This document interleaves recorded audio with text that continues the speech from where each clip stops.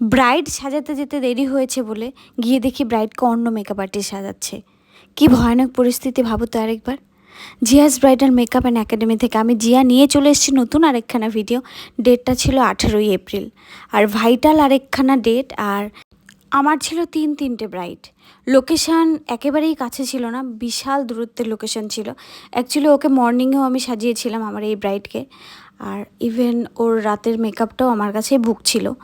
But ব্রাইডের call time ছিল সন্ধে 6টায়। Bride নিজেই বলেছিল, দিদি তুমি রিল্যাক্সে করে এসো, অসুবিধা নেই, আমি তোমার জন্য ওয়েট করব।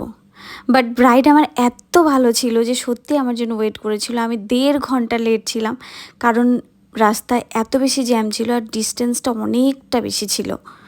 বাই দ্য ওয়ে, গিয়ে দেখি আমার স্টুডেন্ট ওকে অলমোস্ট রেডি করে দিয়েছে। কেন বললাম কথাটা যে গিয়ে দেখি অন্য মেকআপ আর্টিস্ট আছে, মেকআপ আর্টিস্টটা আমারই স্টুডেন্ট, আর ওকে আমিই বলেছিলাম যে যতটুকু পসিবল তুই রেডি করে রাখিস, আমি এসে বাকিটা করব। তো যতটা ওর পক্ষে মানে সামর্থ্য ছিল বা পসিবল ছিল ততটুকুই ও করে রেখেছে। সুন্দর করে ব্রাইডকে শাড়ি পরিয়ে চুল ক্রিম্পিং করে যতটুকু রেডি করে রাখা যায় ততটুকু সুন্দর করে মিষ্টি করে রেডি করে রেখে দিয়েছিল আমার স্টুডেন্ট ব্রাইডকে।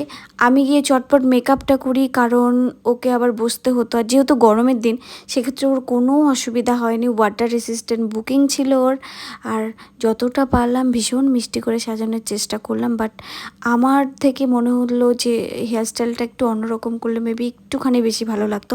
তবে তোমরা দেখে জানিও। বাট ব্রাইডের বাড়ির লোক এত বেশি হ্যাপি ছিল যে এই যে একটুখানি কমতিটাও আমার মনে হয় সম্পূর্ণ পূরণ হয়ে গেছে। তোমরা দেখে জানিও ওকে কেমন লাগছে। ওর বাকি লুকগুলো আমি অবশ্যই শেয়ার করব, আর শর্ট ভিডিও আমি অলরেডি শেয়ার করে দিয়েছি। বাই দ্য ওয়ে, এই ব্রাইডকে সাজিয়ে আরও 4-5টা পার্টি মেকআপ ছিল। তো আমার সেই ঘরে সবাই মিলে এসে এমন ভিড় করছিল যে কেউ যে আমাকে সঠিকভাবে ভিডিওটা করে দিবে সেই সময়টাও ছিল না, কারণ আমার স্টুডেন্ট এত ব্যস্ত ছিল। এখানে ব্রাইড বলছিল লিপস্টিকটা চেঞ্জ করে দিতে, তাই একটু লিপস্টিকখানা চেঞ্জ করে দিলাম।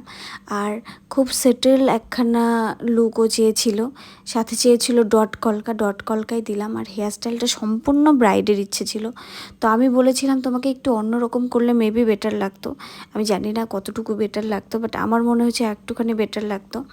আর এখানে আমাকে ক্যামেরা ধরে দিয়েছিল ব্রাইডের বোন, আর আমাকে হেল্প করছিল সুজু, আর মেবি তোমরা অনেকে সুজুকে চেনো। বাই দ্য ওয়ে, তোমরা দেখে জানিও আমার এই মিষ্টি ব্রাইডকে কেমন লাগছে। রিসেন্টলি সোশ্যাল মিডিয়াতে আমি অনেক সময় দেখতে পাই যে একজন মেকআপ আর্টিস্ট গিয়ে বসেছে আরেকজন মেকআপ আর্টিস্টের সাথে ঝগড়া করছে, তুমি কেন আমার ব্রাইডকে সাজালে। তাই আমি একটুখানি মজা করে বললাম যে আমার ব্রাইডকে